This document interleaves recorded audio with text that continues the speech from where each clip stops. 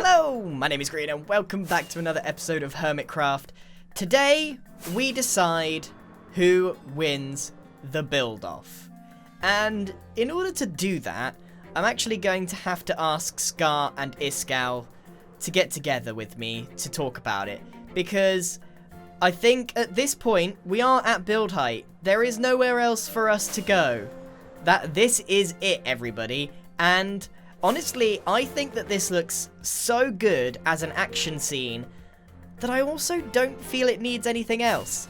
So the last thing that we need to do is just stand on top of our houses and declare who's the winner. So I'm going to ask Iskall and...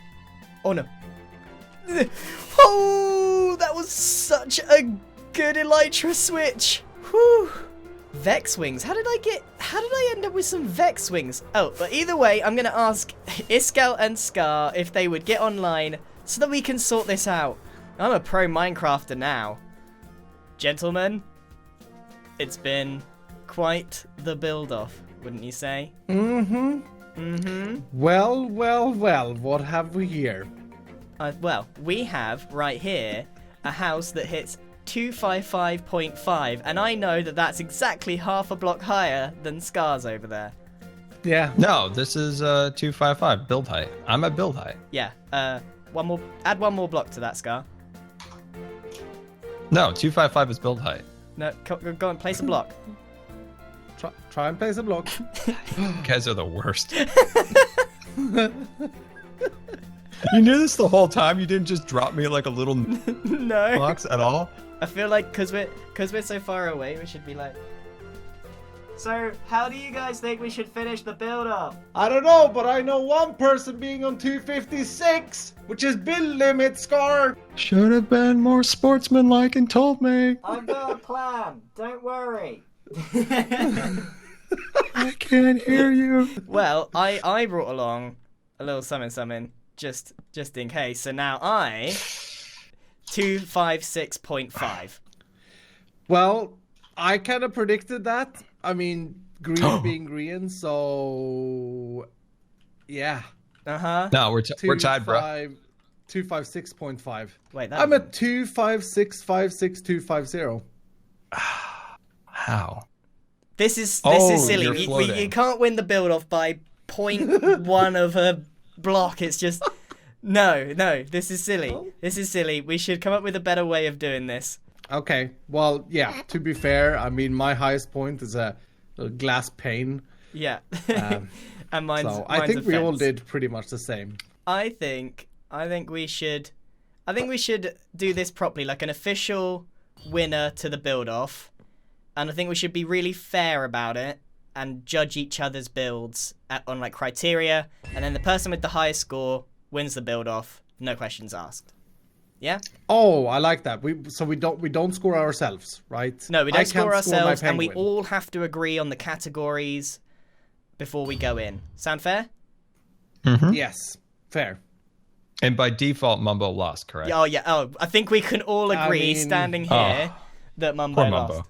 We got some voting booths ready, and we've all agreed on it. We've got our books here. Everyone, you take your book from your voting booth, because we've all agreed on all of the categories that we're going to be judging against. They are diversity, which is, how many different things there are, complexity, defense, stability, livability, value, amusement, and fear factor. So now we need to go and take our books and properly inspect our opponent's builds and give them a score in each category out of 5. And then we come back and we total them all up and decide who's the winner. Sounds good? So I'm going to start off by taking a look at Iskall's. So the first one is diversity. My goodness, if we have a look at Iskall's, he's got the fish tank, he's got the house with the fish tank, with the up house, with the Empire State Building, not the Eiffel Tower, I misspoke last episode, with a magnet, with the moon, with a space station, with an iceberg, and the giant dabbing penguin. If that's not diversity, I don't know what is. So I'm gonna give Iskall, so I'll put 5 out of 5. Okay, the next one is complexity. How complex is it? The detail on the buildings is not the most. Like the moon is, it's a perfect sphere, but it's not, You know, I think the detail could be a bit better, but overall it's not that bad at all. 3 out of 5. I'm going to crash while I write this. Now remember that this is totally just my opinion, and you may disagree with me, but this is how I feel about the build. Okay, so the next one is defense.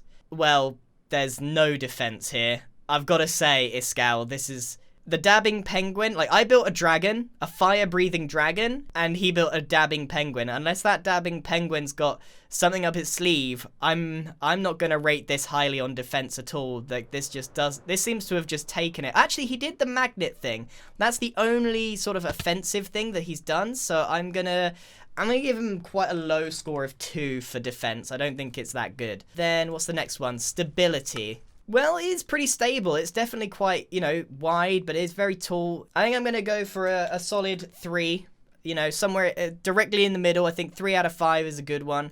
Now, livability. That means the suitability for someone to actually, in survival Minecraft, live in this house. Living in that aquarium would be a pain. You can actually live in that house in the bottom. You could live in the Empire State Building. You could live in that house in there, but it's a nightmare to get to, as there's not really anything in there. That's not livable, so I'm going to go for somewhere in the middle again. I'm going to say 3 out of 5 for livability. Now, value. Value is like, how much would you sell this building for? How sellable is it? That's really difficult to answer. Like, how much would you try and sell this build for? Well, it's got a lot on it. It's got the moon, but I don't know whether the dabbing penguin might set things off. I'm gonna go for 3 again, because I think there's pros and cons to this one. Amusement, I mean, I don't even need to look at it. Dabbing penguin, 5. Fear factor. Don't really find this scary, I'm afraid, Iskall. So I think you're going to get a 1 for that. Alright, so let me just total this up. Iskall got 25, which is a pretty decent score. He's done quite well. He's got a couple of 5s. Not too bad. Now we need to judge Scar's build. So diversity. So most of his build is made up of Scara the plant. So that's just one thing. Then you've got the castle, and then you've got the laser beam house here. So there's 3 components to this. So I think I'm gonna stick to that, and I'm gonna say 3. So 3 for diversity. Complexity. Oh boy, yeah. This is a pretty complex build. Making any kind of organic in Minecraft is an absolute nightmare. Look at the lasers. I'm gonna factor that in. And then there's even more complexity up here, like working with all this stained glass. This is absolutely an incredible build. This is a 5 out of 5 from me. I think Scar wins the most on defense because he has been pretty much in the driver's seat of a lot of the offensive. So he's got a laser beam, he's got a wizard, and he's got a cannon. That's quite a lot of firepower.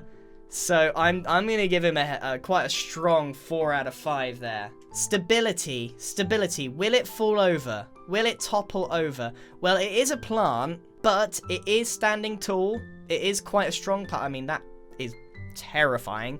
I think I'm gonna go for 3. So, livability. Well, I'm afraid there's no living in the giant plant. That's just not happening. So the majority of this build, you cannot live in. You can live in this modern house, but would you want to live in this if you had this Scara plant? I'm not gonna rate this too highly for livability. I think it's quite hard to live in that. And then the value.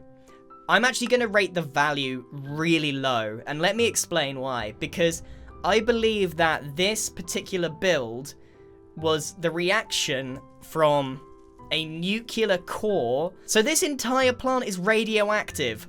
For me, I'm going to give that a really low value because I would not buy anything that's dangerous like that. Amusement, I mean, again, they've outdone me on amusement. They got the dabbing penguin, they got the giant wizard flower. I can't kid myself. This has got to be a 5 out of 5. Absolutely brilliant. I love this. I love Scar's build so much. But fear factor, see, here's the thing. I'm torn on fear factor because Scar's little face isn't scary. Skara was terrifying, really, like, genuinely quite scary looking, right up until he added a wizard hat on it. And all of a sudden, it wasn't that scary. So I'm going to give you somewhere in the middle for that. So 3. Well, there's my judging. So according to my scores, Scar has 1 from me, but we have to see what the other guys have judged as well. We've got to add up all the scores so that it's fair. Has everyone got their final scores? Yep. Okay, Let's since go. it's actually took quite a long time to judge both of these, so I think instead of going over each individual one, we should just go for the total and then add them up to see who the winner is.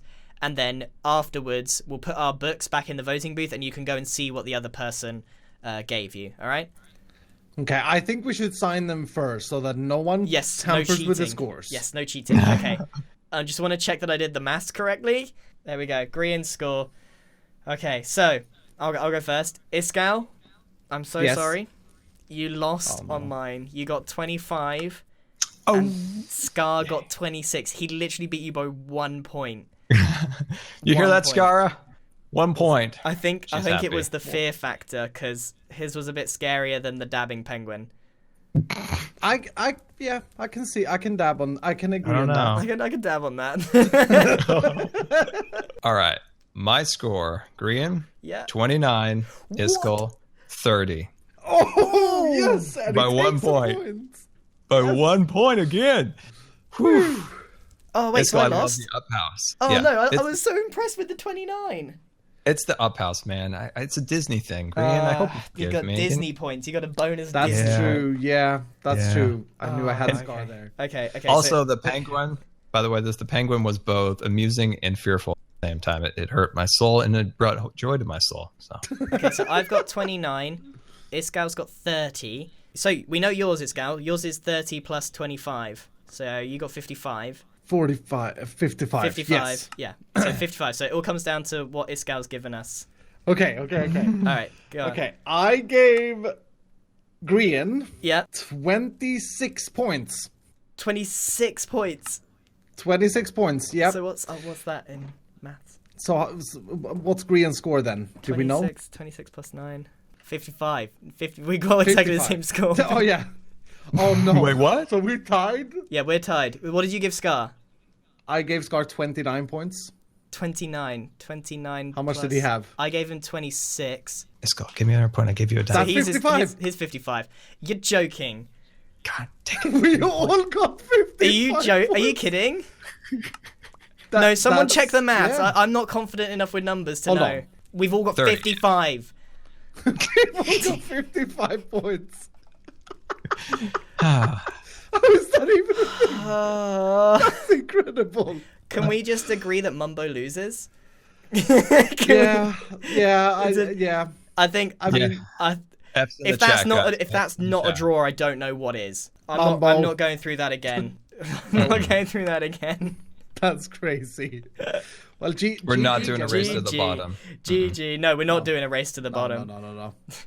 Right, well, if you want to see the scores that I gave you, they are there for you to have a look at. Ugh. Ooh, you gave me 5 for defense? Nice. Is it because of solely because of the dragon? Yeah, that thing is freaky. Look at the fire. Come on, look at that thing. All right then. Well, I don't know what to say. Like this build off wasn't really planned, so I guess thanks. It was awesome. Thank you, and Yeah. thanks for all the laughters. Thanks for all the belly aches going through the nether portal. Seeing Yeah. Next, if this happens next season, bigger and better next time. Bigger and better. That took a lot longer than I thought it would, but I've got to say, I'm kind of relieved because I think that no one really should win this amazing build-off that's happened here. So, overall, I think the result is really good. But that took such a long time that I've neglected it, so everyone needs to say goodbye to the build-off because this is how it's going to stay for the rest of the season. However, over here, you will notice that there's 2 big things that have been added, and I've not really talked about them. So this over here is Cub's minigame called Ravager Run. And boy oh boy, is it fun. We played a quick game, and To be honest with you, the game, it took quite a long time, so I'm just going to sort of put in some highlights here of what the game's about. Basically, you've got to run into the town over here, and you've got to find coloured blocks and run back. In the meantime, all of these Ravagers chase you around, and if you get stuck in a corner, yeah, they really hurt. And then over here, we've got Iskall's unplayed minigame that I think will be happening soon. So, I got thinking, there's basically minigames happening over here. So, why don't we, as Hermitcraft, make this area a proper minigame district, and we could like build this in sort of a theme park fashion type thing. There's like a border here, so you can see all this land can be used, and then everyone can make their own minigames and come over here to play them in their spare time. I think that would be a really, really cool thing to happen, since we've already got 2 massive minigames. So what I'm going to do is I'm going to just make the entrance, because I do need to sort of put this to the other people on Hermitcraft, because I can't make this whole thing by myself. But if we start clearing this out, what I was thinking is we could make a little entrance here and call it like Hermitland or something. Hermitland, that's the name of the park here. And we'll all make our own little mini games for us to make. So the first thing we've got to do is clear out this area and get something built. Now, this time lapse is going to make you laugh, because you think Mumbo Jumbo is a spoon. Wait until you see what I did. So I cleared out the area, and then I wrote that. I wrote Hermtland. This is meant to be a sign to a new place called Hermitland, and I didn't even bother to count that Hermit has 6 letters, so I had to rip it all down and do the whole thing over again, actually spelling out Hermit. It looks a lot better. I'm such an idiot sometimes. There we go, the very start of Hermitland. Now, I don't actually want to do too much. For a start, I don't know if this is going to stay. This is just like the very first draft. I don't know what the style's going to be. Nothing. What I thought I was going to do with this is simply to show where the entrance could be, as it's like right next to Hermitville. We could make a path coming out here, and then this just seemed like a really natural place for this entrance to go, and then it goes straight over the river and into the minigame district, as I've affectionately called Hermitland. I mean, I don't really mind, this can change, but hopefully we can get the other hermits on board this gigantic project, and maybe in the next couple of episodes we could make our own minigame. Hopefully something not quite as difficult as Ravager Run. I don't know how Cub got as many Ravagers as he did. This must have taken him weeks and weeks to do this. So hopefully we can create something a little bit more simple for the minigame district. But I think this will be a lot of fun. I think that entrance really does sit quite nicely there. Now, as you know from the previous episodes, we are down to our last diamond, and I've decided not to have the diamonds spawned back in. I think it'll be a lot of fun trying to get them back, and I actually learned of a way that we can make money back. Unfortunately, it's via ConCorp. So basically, Cub and Scar have introduced something called a buyback scheme. So, the shops that you buy stuff from, for example, the Whole Lot of Terracotta has a buyback program, as you can see here, ConCorp buyback. Basically, you can sell them stock for them, so you could purchase 1 diamond per stack, or you could sell them 2 stacks for a diamond. So, that could work quite well, because I've got quite a lot of excess materials, and that could be a very quick way for me to make some diamonds. So if we take a look at what we've got available, there we go, there's some terracotta. If I just grab as much terracotta, oh boy. I kind of like the mess, but I also am struggling a little bit to keep up with everything. Okay, I don't have as much terracotta as I thought, but that is still 2 diamonds that I didn't have. We're crawling our way back. And hopefully they have another buyback scheme at the glass shop. That's my next port of call. Oh, they do. They have a buyback program for the glass. Hold on. So we are buying back 2 stacks of clear glass for 1 diamond. Hold on. Hold on, let me just check something. 2 stacks of clear glass for 1 diamond. 2 stacks of clear glass for 1 diamond. And we're selling 3 stacks for 1 diamond of sand. That means I can force ConCorp to buy Sahara sand by turning it into glass. Now, if that's not stonks, I don't know what is. So if I just go and do... I have to do it 9 at a time. Can't believe I'm shopping at Sahara for ConCorp. This is hilarious. I hope this works out the way I hope it will. Okay, it is ready. Order is coming in. Oh, Sahara, you're gonna make me some diamonds. There we go. 1, 2, 3. 1, 2, 3. 1, 2, 3. This is like printing money. Is that it? That should be... That is 9... That's a full shulker box of sand. Wow, Sahara worked. So, I now owe Sahara 9 diamonds. I've only got 2 at the moment, but there should be 9 for 1 diamond. Okay, just bear with me, because this is going to work out, I promise. We then just got to super smelt all of this sand into glass. And now we wait for a little while we get this glass in. We've got a shulker box full of glass, and I've even added some of my personal glass in here. And I didn't even waste any time, because basically I was just AFK in here while I was doing other work, so I didn't lose any time waiting for the glass. This is just brilliant. Alright, so let's head back over to ConCorp. Alright, so if I put the shulker box down, we take out all the glass, and we do the buyback. So basically, if this is full, how many stacks is that? That is 26 stacks, so this should be 13 diamonds. There we go. We just made money by forcing ConCorp to buy our sand. If only they'd put more diamonds in here. They're gonna have to restock this, because I am gonna exploit this the best I can. And then the money, or 9 diamonds of it, goes straight into Sahara, which will work towards, you know, paying me anyway. And then I've paid off the Sahara debt. Boom! I made 6 diamonds. And Sahara gets 9 diamonds, which makes its way to me anyway. That is what I call free money. I didn't have to work very hard for that at all. I'll keep this glass here for when they restock their diamonds. And then I'll grab myself some more diamonds. Because I've now paid Sahara off. So that means all of this is pure profit diamonds. I think we just beat ConCorp at their own game. And I'm afraid that is all from me today. Thank you very much for watching, everyone. It was awesome to see the build-off. I'm very happy with the result. I think it's quite fair, actually. In a weird turn of events, I would be very surprised if I won. So I'm very happy with the 55 each. And we have started Hermitland, the new gaming district. And we just made ConCorp give us diamonds. What a fantastic episode. See you in the next one. Goodbye.